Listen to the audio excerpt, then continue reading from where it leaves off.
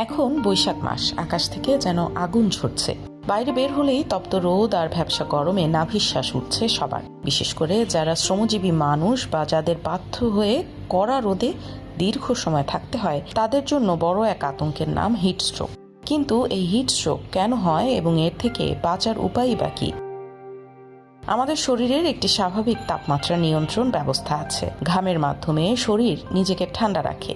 কিন্তু যখন বাইরের তাপমাত্রা প্রচণ্ড বেড়ে যায় এবং বাতাসে জলীয় বাষ্প বা আর্দ্রতা বেশি থাকে, তখন শরীর আর নিজেকে ঠান্ডা করতে পারে না। যখন শরীরের তাপমাত্রা দ্রুত বেড়ে 104 ডিগ্রি ফারেনহাইট বা 40 ডিগ্রি সেলসিয়াস হয়ে যায়, তখন তাকে আমরা হিটস্ট্রোক বলি। এটি একটি মেডিকেল ইমার্জেন্সি। হিটস্ট্রোক হলে শরীরের ঘাম হওয়া বন্ধ হয়ে যেতে পারে, ফলে শরীরের ভেতরের তাপমাত্রা নিয়ন্ত্রণহীনভাবে বাড়তে থাকে। এর প্রভাবে মস্তিষ্ক, হার্ট, কিডনি এবং মাসেল বা পেশি মারাত্মকভাবে ক্ষতিগ্রস্ত হয়।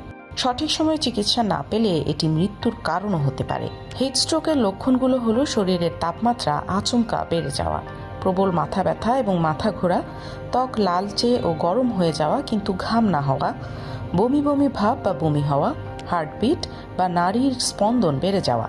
এছাড়া রোগী অসংলগ্ন কথা বলতে পারেন বা অজ্ঞানও হয়ে যেতে পারেন। হঠাৎ আক্রান্ত হলে কি করবেন? যদি দেখেন কেউ রোদে অসুস্থ হয়ে পড়েছেন, তবে সাথে সাথে আক্রান্ত ব্যক্তিকে ছায়াযুক্ত বা ঠান্ডা জায়গায় নিয়ে যেতে হবে। ঠান্ডা পানি দিয়ে পুরো শরীর মুছে দিতে হবে। সম্ভব হলে বগলে, ঘাড়ের পেছনে বরফ বা আইস প্যাক দিতে হবে, কারণ এ সময় সবচেয়ে গুরুত্বপূর্ণ হলো শরীরের তাপমাত্রা দ্রুত কমিয়ে ফেলা। রোগী সচেতন থাকলে তাকে পানি বা স্যালাইন দেওয়া যেতে পারে, তবে অজ্ঞান হলে মুখে কিছু না দেওয়াই ভালো।